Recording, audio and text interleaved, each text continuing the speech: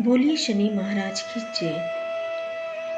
मान्यताओं के अनुसार जो भक्त शनिवार का व्रत रखते हैं उन्हें शनि ग्रह के दोष से मुक्ति मिलती है।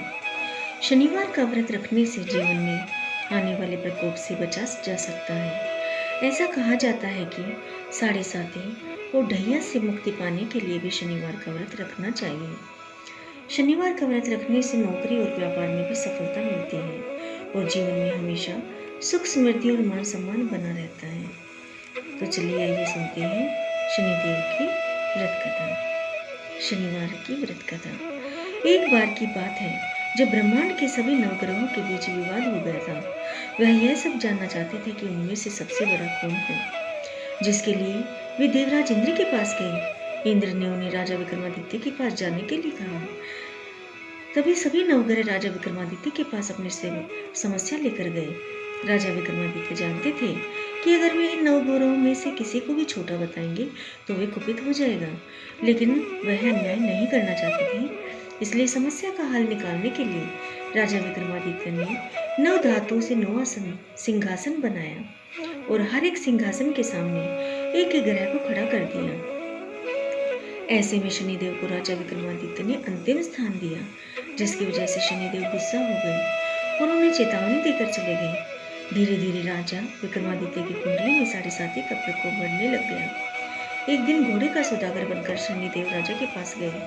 कई घोड़ों में राजा विक्रमादित्य को एक घोड़ा पसंद आया। जैसे ही वह उस घोड़े पर बैठे, वैसे ही वह घोड़ा उन्हें जंगल में लेकर चला गया। जंगल में राजा विक्रमादित्य कहीं खो गए और भटकते भटकते नए देश में चले गए। यहाँ राजा को एक सेठ मिला। राजा के आने से सेठ का सामान बिकना शुरू हो गया, जिससे सेठ बहुत खुश हो गया। वह राजा को भोजन करवाने ले गया। सेठ के घर में एक खूंटी थी जिस पर हार लटका हुआ था।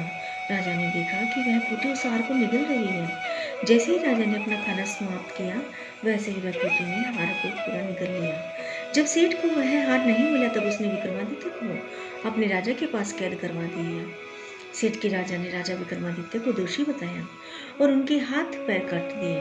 जिसके बाद राजा विक्रमादित्य को एक तेली अपने घर ले गया और उन्हें बैल हाँकने का काम दे दिया। धीरे धीरे करके 7.5 साल पूरे हो गए और शनि की महादशा भी समाप्त हो गई। 7.5 पूरी होने के बाद राजा विक्रमादित्य ने एक राग छेड़ा, जिसके बाद राजा की राजकुमारी ने राजा से शादी करने के लिए प्रण लिया।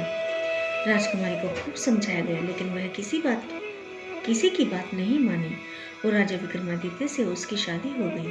रात में जब राजा विक्रमादित्य सो रहे थे, तब उनके सपने में शनिदेव आए और शनिदेव ने कहा कि कहो राजन, कैसी रही? तुमने मुझे छोटा ठहराया था, अब देखो मेरा ताप और प्रकोप। राजा विक्रमादित्य ने शनिदेव से माफी मांगी और जिसके बाद शनिदेव ने उन्हें माफ कर दिया। सुबह तक सबको राजा और शनिदेव की बात पता चल गई थी, जिसकी वजह से व्यापारी उनसे माफी मांगने लगा। व्यापारी ने राजा को वापस अपने घर आने का निमंत्रण दिया।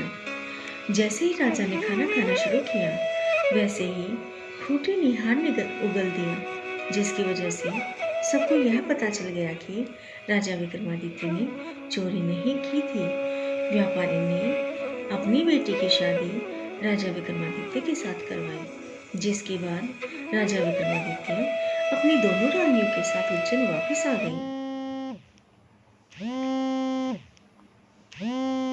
बोलिए शनिदेव महाराज की जय। शनिदेव आरती। ओम जय जय श्री शनिदेव भक्तन हितकारी, सूर्य पुत्र प्रभु छाया में है तारी। जय जय श्री शनिदेव। श्याम अंग वक्र दृष्टि चतुर्भुजाधारी, नीलांबर धारनाथ गज की स्वारी। जय जय श्री शनिदेव प्रभु। क्रीट मुकुट शीश रजित दीपत है लीलारी, मुक्तन की माला गले शोभित बलिहारी। जय जय श्री शनिदेव। मोदक मिष्ठान पान चढ़त है सुपारी, लोहा तिल तेल उड़द महिषी अति प्यारी। जय जय श्री शनिदेव। देव धनुज ऋषि मुनि सुमिरत नर नारी, भक्त जन धरत ध्यान शरण है तुम्हारी। विश्वनाथ धरत ध्यान शरण है तुम्हारी। जय जय श्री शनिदेव भगतन हितकारी। जय जय श्री शनिदेव भगतन हितकारी।